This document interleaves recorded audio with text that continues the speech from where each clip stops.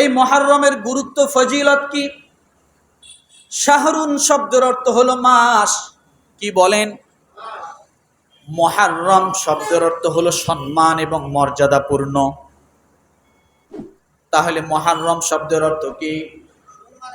সম্মান এবং মর্যাদাপূর্ণ। আমার ভাইরা, এই 12টা মাসের মধ্যে 4টি মাস সম্মানিত, আবার এই 4 মাসের মধ্যে মুহররম মাস সবচেয়ে বেশি সম্মানের দিক থেকে সেরা। 4 মাস, 12 মাসের মধ্যে 4 মাস, আবার এই 4 মাসের মধ্যে মুহররম মাস সম্মানের দিক থেকে আরো বেশি সেরা। কেন সেরা জানেন? এই মুহররম মাসটা হলো আল্লাহর মাস। আরো আসতে বলেন, মুহররম মাসটা কার? জোরে বলেন।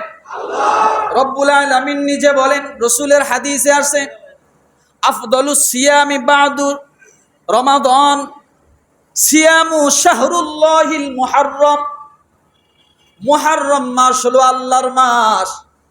এই মাসটার দিকে তোমরা খেয়াল রাখো, এই মাসের তোমরা গণনা করো, এই মাসের মর্যাদার দিকে তোমরা খেয়াল রাখো।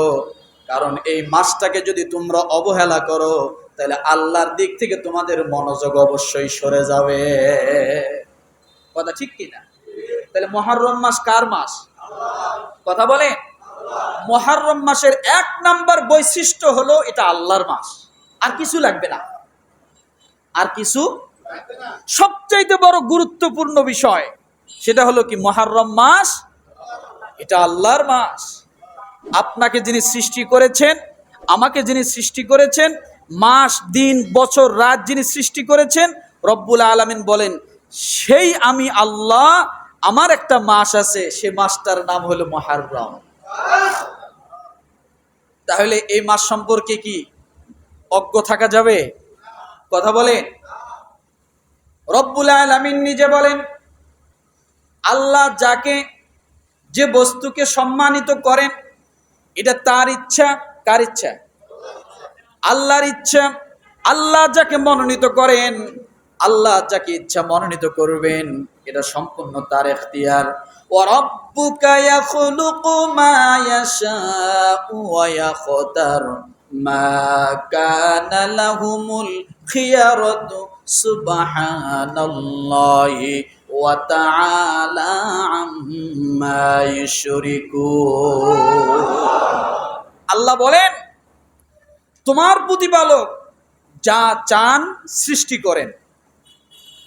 আল্লাহ যা চান, কথা বলেন, এবং যা চান বেছে নেন। সৃষ্টি করার পরে কি করেন? বেছে নেন। তাদের কোনো এখতিয়ার নাই। আল্লাহ তাদের শিরক হইতে পবিত্র ও সমুচ্চ। কারণ কাফের মুশরিকরা বিভিন্ন সময় রসুলকে কটাক্ষ করত ইসলামের বিভিন্ন বিষয়গুলো নিয়ে। আল্লাহ তাআলা সে কথাই বলেন, আমি যা চাই সৃষ্টি করি। আজকে আমাদের সমাজে সাপ আসছে, কথা ঠিক না? আসলে কি ভাই, যখন যে জিনিসের মৌসুম আসে, তখন ওই জিনিসের আলোচনা সমালোচনা কথা সবচেয়ে বেশি হয়। এই 12 মাসের মধ্যে দেখবেন কোনো একটা সময় শুধু আগুনের খবর। কিসের খবর? এই বস্তিতে আগুন লেগেছে, ওই গলিতে আগুন লেগেছে, ওই বাড়িতে আগুন লেগেছে, ওই ফ্যাক্টরিতে আগুন লেগেছে। কথা ঠিক না? শুধু আগুনের খবর। কিছুদিন যাওয়ার পর আরেকটা ইস্যু তৈরি হয়। তৈরি হওয়ার পর ওই ইস্যুটাকে আবার কি করে? আবার মানুষের সামনে ছড়ায় দেয়। কথা ঠিক না? এইভাবে একটার পর একটা চলে। করোনা ভাইরাস ছিল, করোনা ভাইরাস গেল, আসছে কেমনে জানা গেল, গেল কিভাবে এটা আর জানা গেল না। কথা ঠিক না? মাঝখান থেকে শুধু লকডাউন, শাটডাউন, এই ডাউন সেই ডাউন দিতে দিতে একেবারে এমন অবস্থা, আমাদের ঘরের দরজা মাইসে দিয়ে যায়, অত ঘর থেকে যেন বেড়াইতে না পারি। কথা ঠিক না? আমার ভাইরা, এখন হয়তো বলবেন যে এই যে প্রাণী, এই প্রাণীটা এত বিষধর, আল্লাহ কেন সৃষ্টি করেছেন? কথা ঠিক না? এই প্রাণী তো মানুষের ক্ষতি করে, মানুষকে কামড় দিলে মানুষ মারা যায়। এটা কেন আল্লাহ দিলেন, কেন সৃষ্টি করলেন? ওরে ভাই, এর ক্ষতি যত বড় এর উপকারটাও তত বড়। এর ক্ষতি যত বড় এর উপকার, এটা যত মারাত্মক এটা মানুষের উপকারে আসে তত। এটা শুধু ক্ষতির জন্য আসেনি। রব্বুল আলামিন বলেন, আফা হাসিবতুম আন্নামা খালাকনাকুম আবাসান ওয়া আন্নাকুম ইলাইনা লা তুরজাউন। সূরা মুমিনুন আপনি পড়ে দেখুন। আল্লাহ বলেন, তোমরা মনে করো আমি খামাখা সব সৃষ্টি করেছি? না, আমি খামাখা কিছুই সৃষ্টি করিনি। তোমাদের দিব্য চোখে হয়তো কোনো জিনিসের উপকার আসতে নাও পারে, কিন্তু যে জিনিসটা তোমার কাছে ক্ষতিকর তুমি সেটাকে নিয়ে রিসার্চ করো, দেখবে তোমার অগণিত কল্যাণ আমি আল্লাহ সেখানে রেখে দিয়েছি। আমার ভাইরা, এই জন্য বলেছিলাম রব্বুল আলামিন যা চান তিনি তাই সৃষ্টি করেন এবং যাকে চান তিনি মর্যাদা সম্পন্ন করেন। এরপরে রব্বুল আলামিন ডাক দিয়ে বলে, বান্দারে আমি আল্লাহ তাআলা সেই মর্যাদার দিক থেকে আমার মাস হিসেবে আমি আল্লাহ মুহররম মাসটাকে আমি আল্লাহ আমার জন্য নিয়েছি। কার জন্য নিয়েছে? আল্লাহর জন্য। এরপরে রব্বুল আলামিন বলেন, ফালা তাযলিমু ফীহিন্না আনফুসাকুম ওয়া কাতিলুল মুশরিকিনা কাফাতান কামা ইউকাতিলুনাকুম কাফা। অর্থাৎ তোমরা যখন মুহররম মাস পাবা, এই মাসগুলোতে তোমরা নিজেদের প্রতি বাড়াবাড়ি করিও না। এক নম্বরে এই মুহররম মাসের করণীয় কি এটা এখন বলছি আমি। এক নম্বরে নিজেদের প্রতি বাড়াবাড়ি করিও না, এই মাসের সম্মান করো, এই মাসের মর্যাদা করো। যেহেতু এটা আমার মাস, আমি আল্লাহ নির্ধারণ করে দিয়েছি, কোনো মানুষ যদি এই মাসকে সম্মান করে আমি আল্লাহকে সম্মান করা হয়ে যায়। আচ্ছা বলেন তো, যেটা আল্লাহর মাস, এই মাস সম্পর্কে আমাদের অ্যাক্টিভ থাকা দরকার কিনা?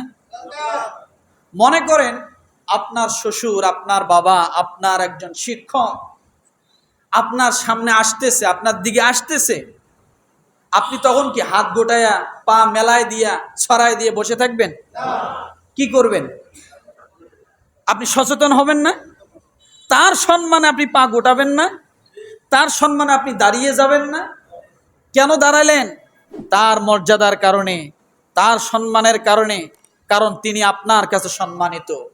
আপনার শ্বশুর, আপনার বাবা, আপনার দাদা, আপনার বড় ভাই, আপনার মা আপনার কাছে কি সম্মানিত, তার সম্মানে আপনি দাঁড়িয়ে গেলেন। সেই রকম মুহররম মাস যেহেতু এটা আল্লাহর মাস, এই মুহররম মাস সম্পর্কে আমাদের একটু নড়ে চড়ে বসা দরকার। কি করা দরকার? একটু নড়ে চড়ে বসা দরকার। যেটা আল্লাহর মাস, এ মাসে আমার করণীয় কি আছে, এ মাসে আমার বর্জনীয় কি আছে, এই দিকগুলো অবশ্যই আমাদের খেয়াল করার জন্য নড়ে চড়ে বসা দরকার। আমার ভাইরা, রব্বুল আলামিন ডাক দিলেন, ইয়াসআলুনাকা আনিশ শাহরিল হারাম কিতালিন ফি কুল কিতালুম ফিহি কাবীর। আল্লাহ বলেন, লোকে আপনাকে মর্যাদাপূর্ণ মাস সম্পর্কে জিজ্ঞাসা করে, তাতে যুদ্ধ করা কেমন? আপনি বলে দিন, তাতে যুদ্ধ করা মহাপাপ। তাতে যুদ্ধ করা কি? এটা একটা সময়ের জন্য ছিল, কিন্তু আমরা এখন যুদ্ধ করব না। কিন্তু আমাদের জন্য কিছু বিষয় রয়ে গেছে। সেটা কি? মুহররম মাসের সম্মানের কারণে, সম্মানার্থে আমরা তর্কে লিপ্ত হব না, ঝগড়ায় লিপ্ত হব না, গুনাহের কাজ করব না। কারণ এই মাসে আল্লাহ বলেছেন তোমরা পাপ থেকে দূরে থাকো। কারণ আমি যদি এই মাসে গুনাহ থেকে, পাপ থেকে দূরে না থাকি, তাহলে আল্লাহর বিধানকে বৃদ্ধাঙ্গুলি দেখা হবে। কি দেখা হবে বলেন? আল্লাহর বিধানকে বৃদ্ধাঙ্গুলি দেখা হবে। তাহলে কি করতে হবে? আল্লাহ বলেছেন সমস্ত পাপকে তোমরা পরিহার করো সম্মানিত মাসগুলোকে। আর তার মধ্যে এই 4 মাসের মধ্যে শ্রেষ্ঠতম মাসটা হলো মুহররম। এই জন্য আমি আল্লাহর মাস। তাহলে এ মাসে আল্লাহ নিজে বললেন কি, ফালা তাজলিমু ফিহিন্না আনফুসাকুম, তোমরা গুনাহে লিপ্ত হইও না। তাহলে এই মাসে আমরা একটা কাজ পেলাম, কি বলেন তো? গুনাহে লিপ্ত না হওয়া। কারণ গুনাহে লিপ্ত না হওয়া এটা সবচেয়ে বড় একটা আমল। নামাজ পড়া একটা আমল, হজ করা একটা আমল, কোরবানি দেওয়া একটা আমল, সিয়াম পালন করা একটা আমল। কিন্তু আপনি ভালো করে দেখেন, হজের হাদিসটা যদি আপনি একটু খেয়াল করেন, রসুল বলেছেন মান হাজ্জা লিল্লাহ ফালাম ইয়ারফাস ওয়ালাম ইয়াফসুক রাজাআ কায়াউমিন ওয়ালাদাতুহু উম্মা। যে ব্যক্তি হজ করল, হজের মধ্যে গেল, হজে যাওয়ার পরে তাওয়াফ করল, হজে যাওয়ার পরে আরাফার ময়দানে অবস্থান করলো, হজে যাওয়ার পরে বান্দা কোরবানি করলো, এই ক্ষেত্রগুলোর কথা বলা হয়নি। বলা হলো কি ফালাম ইয়ারফাস ওয়ালাম ইয়াফসুক। হজে যাওয়ার পরে অশ্লীল কাজগুলো যদি না করে, গালমন্দ যদি না করে, গালিগালাজ যদি না করে, আল্লাহর হাবিব বলেন ওই ব্যক্তি হজ থেকে ফিরে আসলো যখন মনে হলো মায়ের পেট থেকে সবে মাত্র বাচ্চা ভূমিষ্ঠ হয়ে নিষ্পাপ হয়ে বাইরে এলো। তাহলে হজ করলে নিষ্পাপ, এ কথার গ্যারান্টি একেবারে নাই, আছে? এরপরে আরাফার ময়দান, কোরবানি গ্যারান্টি দিচ্ছে না, হতেও পারে নাও হতে পারে, কিন্তু গ্যারান্টি একটা দিচ্ছে কি, তুমি যদি হজে যাওয়ার পরে অশ্লীল কথাবার্তা না বলো, ঝগড়া ফাসাদ না করো, কারোর সাথে খারাপ আচরণ না করো, তাহলে তুমি নিশ্চিত থাকো তুমি যখন হজ থেকে ফিরে আসবা, মায়ের গর্ভে থেকে সদ্য নিষ্পাপ সন্তান যেমন ভূমিষ্ঠ হয়, তুমি এই 2 কাজ না করলে, গুনাহের কাজ এবং খারাপ কাজ যদি তুমি না করো, তাহলে তুমিও নিষ্পাপ হয়ে বাংলার জমিনে উপস্থিত হবা। এই জন্য আমার ভাইরা, এই জন্য বলা হয়েছে এই রমাদান মাস পেলাম, আমরা গুনাহের কাজ করব না, এটা হলো সবচেয়ে বড় আমল। এটা কেমন আমল আপনি দেখেন, রব্বুল আলামিন সূরা নিসার মধ্যে বলেন ইন তাজতানিবু কাবাইরা মা তুনহাউনা আনহু নুকাফির আনকুম সাইয়্যাতিকুম ওয়া নুদখিলুকুম মুদখালান কারীমা। আল্লাহ বলে বান্দারে, তুমি যদি তোমার জীবনীতে বড় গুনাহগুলো থেকে যদি বেঁচে থাকো, কবিরা গুনাহ থেকে তুমি যদি বেঁচে থাকতে পারো, আল্লাহর বিধান যা আছে তা থেকে তুমি যদি উলট পালট না করো, আল্লাহ বলে বান্দারে আমি আল্লাহ তাআলা, তুমি যখন কবিরা গুনাহ থেকে বেঁচে থাকবা, তোমার জীবনের সব সগীরা গুনাহ আমি আল্লাহ অটোমেটিক মাফ করে দেব। ওয়া নুদখিলুকুম মুদখালান কারীমা। আল্লাহ বলে বান্দারে, শুধু তোমার জীবনের গুনাহ মাফ নয়, আমি আল্লাহ তাআলা তোমার জীবন এত সম্মানিত উঁচু স্থানে দাঁড় করাবো যা তুমি কোনোদিন কল্পনা করতে পারো না। তাহলে গুনাহ থেকে বেঁচে থাকলে মানুষ বান্দার কি হয়? সম্মান বৃদ্ধি পায়, মর্যাদা বৃদ্ধি পায়, কথা ঠিক না? জান্নাতি ওয়ালা হয়, মুমিন হয়। তাহলে 1 নাম্বার আমরা মুহররম মাসের কাজ কি পেলাম? সমস্ত গুনাহ থেকে নিজেকে কি করা?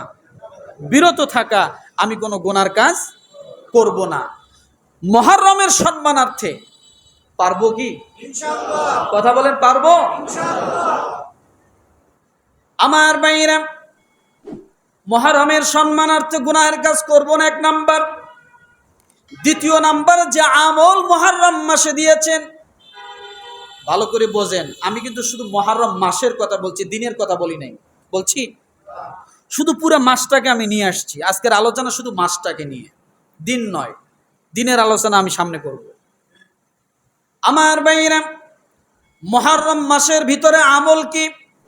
তিরমিজি হাদিস নাম্বার 740 কত? ইবনে মাজাহ হাদিস নং 1742 কত? ইবনে মাজাহ হাদিস নাম্বার 1742।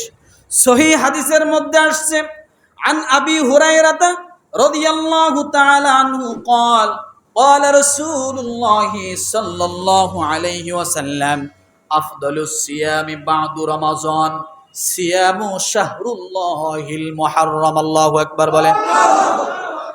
আবু হুরায়রা রাদিয়াল্লাহু তাআলা আনহু থেকে বর্ণিত, তিনি বলেন নবী সাল্লাল্লাহু আলাইহি সাল্লামকে প্রশ্ন করা হয়েছে, ইয়া রাসূলুল্লাহ, রমজান মাসের রোজার পরে সবচেয়ে কোন মাসের রোজা আল্লাহর কাছে অতি উত্তম? আল্লাহর হাবিব ডাক দিয়ে বলেন, রমজান মাসের রোজার পরে সবচেয়ে উত্তম রোজা, আল্লাহর কাছে পছন্দনীয় রোজা, সেটার নাম হলো মুহররম মাসের রোজা। কোন মাসের রোজা? কথা বলেন। রমাদানের পরে রোজার দিক থেকে সবচেয়ে বেশি গুরুত্ব রাখে, মর্যাদা রাখে কোন মাসের রোজা? সকলে বলতে হবে। দেখেন কি ঘুমায় কে? চিমটি দেন। মুহররম রমাদানের রোজার পরে সবচাইতে মর্যাদাপূর্ণ রোজা কোন মাস? মুহররম মাস।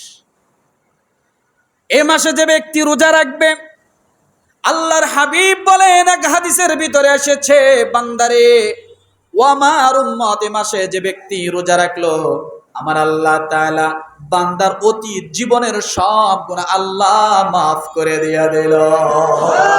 আরো জোরে, আরো জোরে। এটা হলো মুহররম মাস। এই মাসের রোজা সবচাইতে দামি। কেন এত দামি? আমি এটা আগামী জুমায় বলবো। কারণ রোজা এমন এক জিনিস যা বান্দা এবং আল্লাহর দুজনের মাঝখানে লেনদেনের যে খুশির বহিঃপ্রকাশ, এই খুশির বহিঃপ্রকাশ ঘটে হলো রোজার মাধ্যমে। কিসের মাধ্যমে বলেন তো? বান্দা এবং আল্লাহর মাঝে লেনদেনের যে লেনদেন আছে, এই লেনা দেনার মাধ্যমে বান্দা যখন খুশি হয়ে যায়, এই খুশির বহিঃপ্রকাশ সবচাইতে বড় নেয়ামত হলো বান্দার জন্য রোজা। বান্দার জন্য কি? রোজা। তাহলে মুহররম মাসের সবচাইতে ফজিলতপূর্ণ রোজা রমাদানের পরে। মনে থাকবে আমার ভাইয়েরা। তৃতীয় নম্বরে ফজিলতটা কি দেখেন, এই মুহররম মাসে তওবা কবুল হয়। কি হয়? বান্দা যে বিষয় তওবা করে, আল্লাহ ডাক দিয়ে বলে, বান্দারে মুহররম মাস যেহেতু আমার, আর আমার মাসের ভিতরে ঢুকে বান্দা যদি অনুতপ্ত হয়, অনুশোচনা হয়, যখন বান্দা অনুতপ্ত হয়ে আমি আল্লাহকে ডাক দিয়ে বলে, আল্লাহ ভুল করেছি, মাফ করে দাও, আমার মাসের খাতিরে বান্দার গুনাহ আমি আল্লাহ সঙ্গে সঙ্গে মাফ করে দিয়ে দেই। তিরমিজি হাদিস নাম্বার 741 কত? 741। তালিকুর রাগিব দ্বিতীয় নাম্বার খণ্ড 77 নাম্বার পৃষ্ঠা। এখানে বলা হয়েছে, আলী রাদিয়াল্লাহু তাআলা আনহু থেকে বর্ণিত, তিনি বলেছেন, এক ব্যক্তি তাকে প্রশ্ন করলো, রমাদান মাসের পর কোন মাসের রোজা রাখতে আপনি আমাকে আদেশ করেন। আলীকে বলতেছেন অন্য একজন ব্যক্তি, আপনি আমাকে আদেশ করেন। তিনি তাকে বললেন, এ বিষয়ে আমি কাউকে নবীজি সাল্লাল্লাহু আলাইহি সাল্লামের নিকট প্রশ্ন করতে শুনিনি। তবে হ্যাঁ, এক সময় আমি নবী সাল্লাল্লাহু আলাইহি সাল্লামের নিকট বসা ছিলাম। এই সময় এক ব্যক্তি এসে তাকে বললেন, হে আল্লাহর রাসূল, রমাদান মাসের পর আর কোন মাসের রোজা পালনে আপনি আমাকে আদেশ করেন। নবী সাল্লাল্লাহু আলাইহি সাল্লাম বলেন, রমাদান মাসের পর তুমি যদি আরো রোজা রাখতে ইচ্ছুক হও, তবে মুহররম মাসের রোজা রাখো, কারণ মুহররম মাস হলো এটা আল্লাহর মাস। কার মাস? যেহেতু এটা আল্লাহর মাস, এই মাসে এমন একটি দিবস আছে, ভালো করে বুঝুন। এই মাসে এমন একটি দিবস আছে যেদিন আল্লাহ তাআলা এক গোত্রের তওবা কবুল করেছিলেন, একটা গোত্রের তওবা কবুল করেছিলেন এবং তিনি আরো অনেক গোত্রের তওবা কবুল করবেন, আল্লাহ এই ওয়াদা করে দিয়েছে। তওবা কবুল করেছিলেন, আবার কেউ যদি তওবা করে সে তওবা কবুল করবে, আল্লাহ কি করেছেন? এই ওয়াদা করেছেন। এটা কোন মাসে? মুহররম মাস। আমার ভাইরা, এই জন্য মুহররম মাসকে আমরা অবহেলায় কাটাবো না। আজকে জিলহজের 21, মুহররম আসতেছে আর মাত্র 8 থেকে 9 দিন পরে, কথা ঠিক না? তাহলে আমরা মুহররম মাস সম্পর্কে সচেতন থাকবো।